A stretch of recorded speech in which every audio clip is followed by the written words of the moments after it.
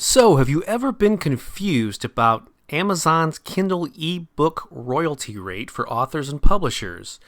There's a good chance you have, and in this video, I hope to demystify it and explain it to you. Hi, my name is Bob Baker, and I'm the author of the book 55 Ways to Promote and Sell Your Book on the Internet, as well as several other books, most of them on music marketing.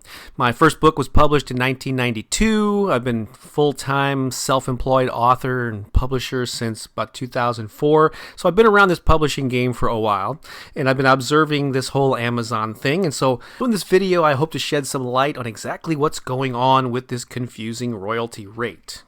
So if you've ever submitted a book to the Kindle store, or you've worked with a publisher or just read up on it, you may know that there's an odd structure. The lowest price that you can give an ebook in the Kindle store is 99 cents. And between 99 cents and $2.98, you get a 35% royalty rate. Basically, they'll pay you 35% of whatever retail price that you set in that range. Then something odd happens. Between $2.99 all the way up till $9.99, you make 70%, twice as much in this price range. And from $10 on up, and I believe you can go up to like $200 for an ebook, but in that range, they pay you 35%, half. So it goes from 35%, then it doubles, and then it comes back down to 35%. It's a very odd structure. So let me explain why that is by giving you a quick history lesson. Amazon launched its Kindle ebook reader and its Kindle store in 2007. And this was a big deal. This is the first major player that got into the ebook market. And so there was a lot of hoopla around it. And so authors and publishers wanted to jump on board. But the deal is that Amazon offered authors and publishers 35%, just a little more over a third, of the ebook's retail price as their royalty or their commission, or however you want to look at it. So publishers weren't thrilled with this, but Amazon was the only game in town. They're a big player, had millions of customers, and so they went along with it. Another thing that Amazon wanted to do was they wanted to keep the price of ebooks low. So they wanted most of their books, especially bestsellers, they did not want to sell them for any more than $9.99. Again, the publishing industry was not thrilled with this at all, but they sort of had to go along with it if they wanted to be in what at the time was the biggest ebook store on the planet. Then 2 or 3 years later, something changed.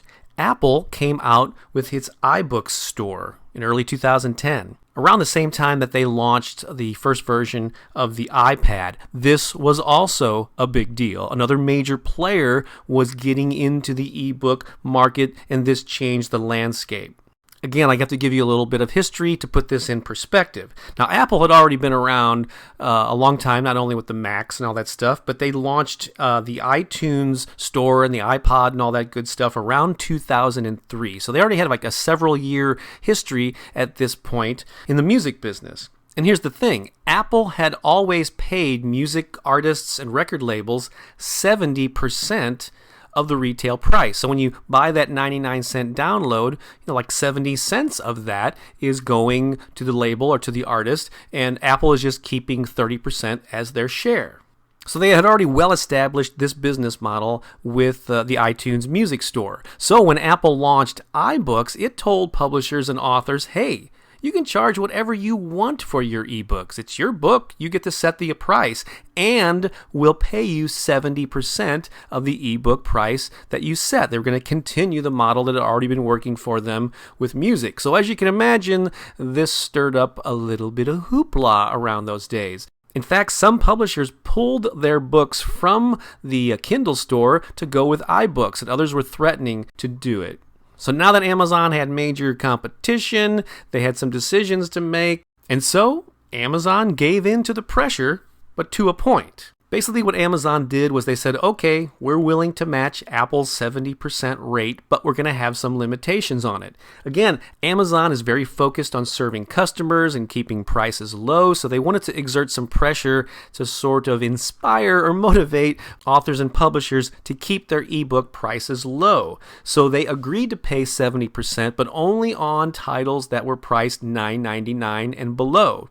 And for whatever reason, I guess they figured below the $2.99 price range, maybe it just wasn't worth paying the 70%. I don't know, even though Apple still pays it on the 99-cent music downloads. Go figure. But that's the history, and that's how we ended up with this. Between 99 cents and $2.98, you get 35%. Then in that little price range of about $7, it jumps up to 70%, and then over $10, 35%. So right or wrong, that's the explanation of why that crazy structure exists. Thanks for watching. I hope you enjoyed this. I encourage you to visit my website for authors and publishers at fulltimeauthor.com. While you're there, get yourself a free copy of my self-publishing confidential report. My gift to you, absolutely free. And whether you're watching this video on YouTube or on my blog, please leave a comment. Would love to know what you think about it. And also, while you're at it, subscribe to my YouTube channel so you can get more cool videos like this. I wish you success with all of your book publishing endeavors. This is Bob Baker saying so long for now.